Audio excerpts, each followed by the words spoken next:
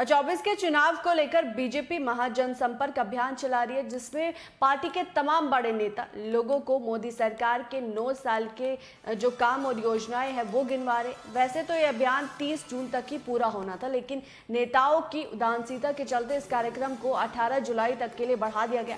ऐसे में पार्टी के वरिष्ठ नेताओं ने इस पर नाराजगी जाहिर की है और बीजेपी के सर्वे में ये बात सामने आई है कि महाजनसंपर्क अभियान के तहत 25 से 30% सांसदों की लापरवाही की वजह से इसकी समय सीमा को बढ़ाना पड़ रहा है, जिसके बाद अब इन नेताओं की टिकट पर तलवार लटकने लगी है। सूत्रों की माने तो महाजनसंपर्क अभियान से यहाँ सभी सीटों पर अब बीजेपी जो है वो सर्वे करा रही है और बताया जा रहा है कि कई नेताओं के टिकट पर भी यहाँ तलवार लटकने लगी है।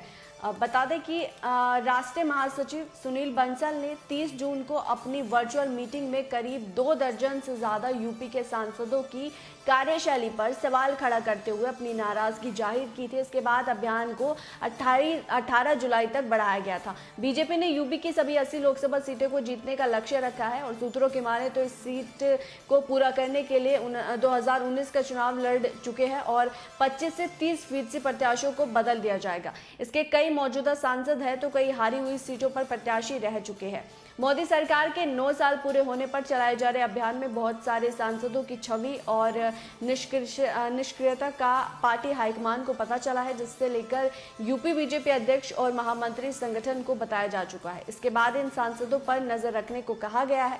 मैनपुरी और रायबरेली ऐसी सीट है जहां बीजेपी 2014 और 19 दोनों में ही चुनावों में जीत हासिल नहीं कर पाई थी। 80 की 80 सीटें जीतने के लक्ष्य के साथ मैदान में उतर रही पार्टी एक सीट को जीतने के लिए सर्वे करा रही है। सर्वे में मौजूदा सांसदों की जनता में पकड़ के साथ साथ छवि का भी आंकलन किया जा रहा है। साथ ही संभावित नए प्रत्याशियों की भी रिपोर्ट तैयार की जा रही है।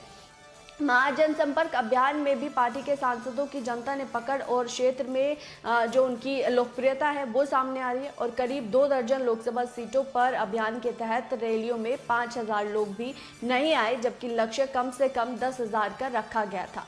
नए गठबंधन के सहयोगी को सीटें दिए जाने की वजह से भी बीजेपी के प्रत्याशियों के टिकट कटेंगे और भाजपा के संभावित जो गठबंधन है, अपना दल एस हो गया, निषाद पार्टी हो गए, उनके प्रत्याशी भी चुनाव लड़ेंगे। और बता दें कि 75 साल की आयु सीमा भी लागू है। ऐसे में सब मिलकर 25-30% के टिकट पर संकट गहरा रहा है।